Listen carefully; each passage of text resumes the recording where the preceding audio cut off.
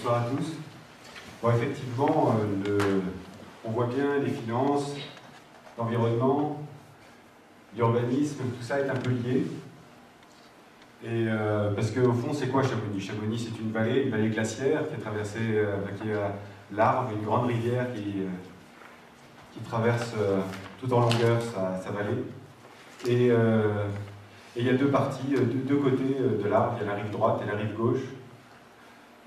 Sur la rive droite, on a beaucoup de chance parce qu'on est au soleil et on ne reçoit pas tous les affluents qui viennent des glaciers et toutes les caprices que peuvent donner tous ces affluents, tous les arvérons qui provoquent des inondations et qui ont en fait compliqué l'aménagement général de la vallée, de façon générale. Cette Arve, elle est, je précise, parce que Georges me rappelle la fonction même de cette eau qui est porteuse d'avenir pour nous, pour la vallée, c'est notre richesse. C'est pas le soleil, finalement, avec des panneaux solaires, on ne fera pas grand-chose, on a beaucoup trop d'ombre. En revanche, avec l'eau, elle coule constamment, elle est là, en perpétué, devant nous. Et il y a des moyens, effectivement, de recourir ou de transformer ce mouvement d'eau en la transformant en énergie, en faisant des microcentrales un peu partout.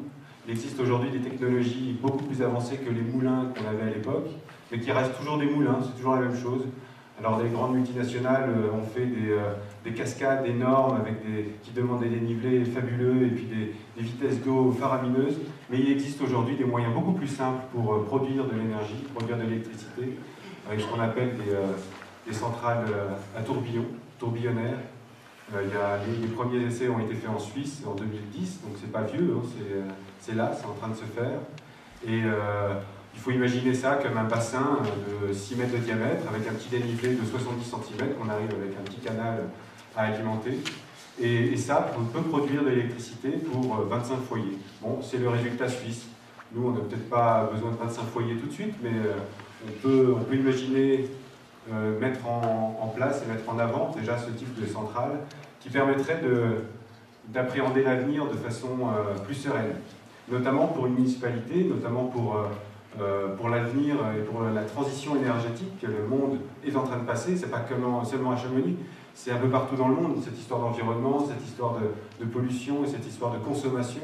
C'est toujours pareil, il faut des centrales nucléaires pour produire de nos besoins en électricité, mais en fait non, il y a d'autres systèmes qui se mettent en place aujourd'hui, c'est ce qu'on appelle la transition énergétique, et Chamonix devrait être avec l'Arve et avec tout ce potentiel et tout ce réservoir d'eau qu'on a au-dessus de nous, on devrait être exemplaire dans la démarche.